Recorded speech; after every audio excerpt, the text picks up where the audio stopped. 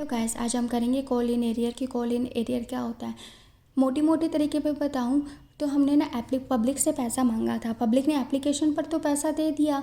जब हमने अलॉटमेंट और कॉल पे first call second call in पे पैसा मांगा तो कुछ जो लोग होते हैं ना उन्होंने पैसा नहीं दिया, वो फेल हो गए वो अमाउंट पे करने के लिए। तो हम उसे जो अमाउंट उन्होंने पे नहीं किया उसे क्या बोलेंगे, कॉल इन एरियर। अब हम यहाँ देखते हैं the sum time sum of the share. कभी कभी क्या होता है, शेयर होल्डर होते हैं ना मे फेल टू, वो क्या होता है पैसे नहीं दे पाते। Amount due from the allotment, किस पर, अलॉटमेंट और ऑन कॉल पर। हमने पैसा मांगा था अलॉटमेंट और कॉल का, वो नहीं दे पाए। द अमाउंट रिमेनिंग, जो बचे हुए अमाउंट, द रिमेनिंग अमाउंट होती है जो उन्होंने पे नहीं की होती है अलॉटमेंट और कॉल पे, उसे हम क्या कहते हैं, कॉल इन एरियर और अनपेड कॉल।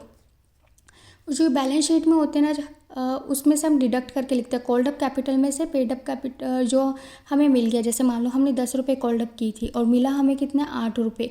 तो हमें ना जो बैलेंस शीट में डिडक्ट की हुई अमाउंट को लिखेंगे, ना कि पूरी की पूरी 10 का 10 रुपया दिखाएंगे। हम कहेंगे नहीं हमें 8 रुपये मिला है। It show by the way the deduction from called up capital to the arrive at the paid up value at the shares capital to be shown in balance sheet, जो कि बैलेंस शीट में show होती है according to the table F. वैसे तो prospectus पे जो मतलब रेट लिखी होती है वही रेट से हम मांग सकते हैं। जैसे मान लो किसी ने 15% लगा दी तो 15% हम कॉल इन एरियर का मांग सकते हैं कि तुमने कॉल पे नहीं गई है, हमने पैसा मांगा था तुमने पे नहीं किया, तो इसका मतलब तुम हम 15% पर एनम। अदरवाइज़ अगर मिसिंग होता, कुछ भी लिखा नहीं होता ना, तो हम क्या करते हैं, कंपनी एक्ट 2013 के टेबल एफ के अकॉर्डिंग हम 10% पर एनम उनसे क्या करते हैं, चार्ज करते हैं।